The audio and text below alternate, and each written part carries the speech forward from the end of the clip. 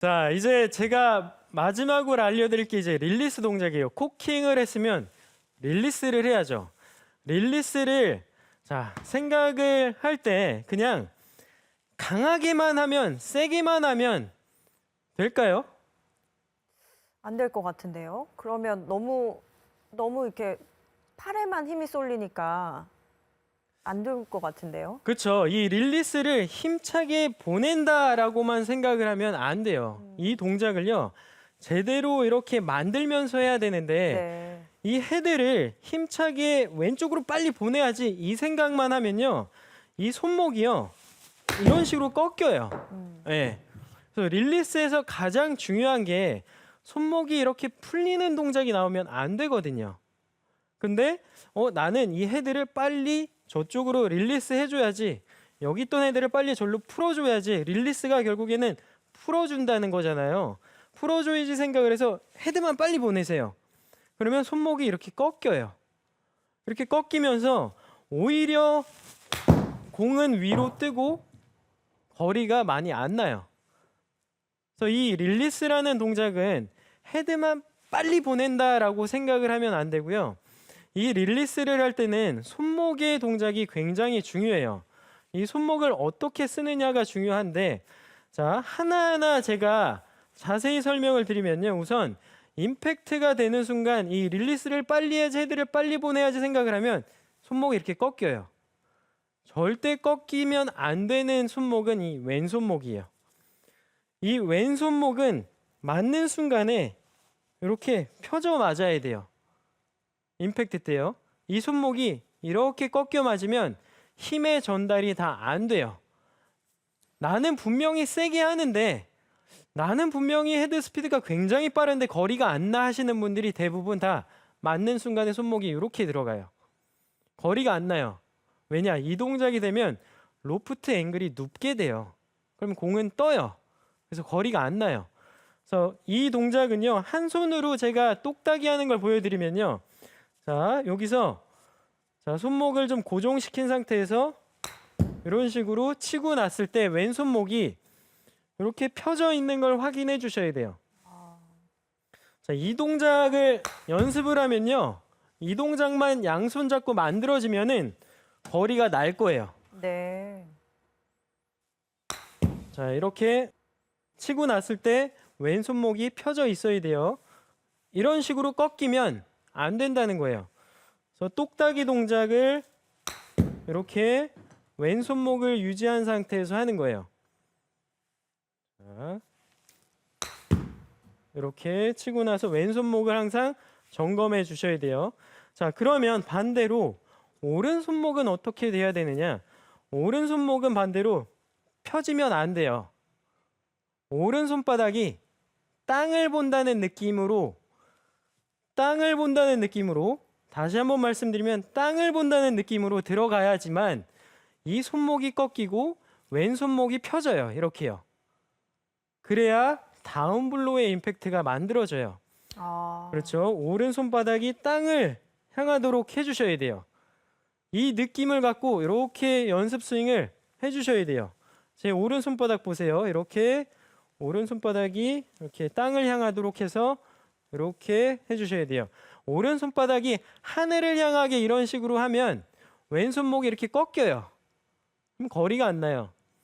그래서 오른손바닥이 땅을 향하게 하면서 이렇게 릴리스를 해야 돼요. 자, 제가 그러면 한 손으로 오른손바닥이 땅을 보는 느낌으로 한번 해볼게요.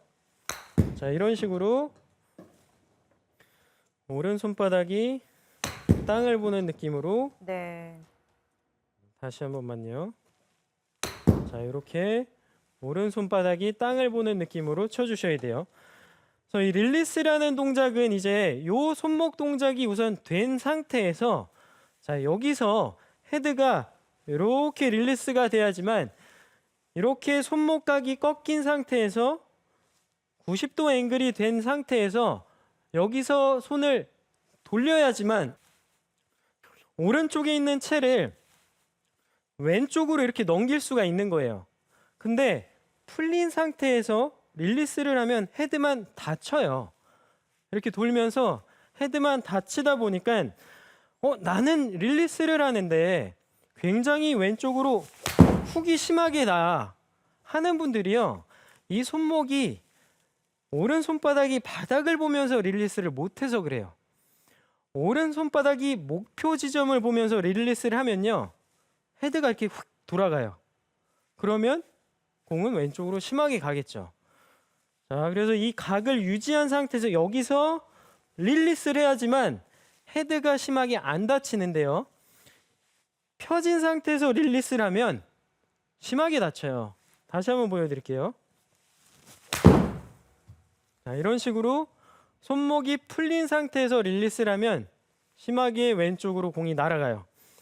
그래서 훅이 나시는 분들은 나 릴리스를 너무 많이 해서 아니에요. 손목을 못 끌고 내려와서 손바닥이 땅을 유지를 못해서 손바닥이 땅 쪽으로 이렇게 향한 상태에서 릴리스를 해야 되는데 이 동작이 안 돼서 그래요.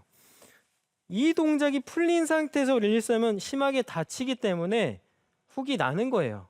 그래서 다시 한번 말씀드리지만 이 오른 손바닥이 바닥을 보면서 이 상태에서 릴리스, 손목을 휙 감아 주셔야 돼요. 돌려 주셔야 돼요.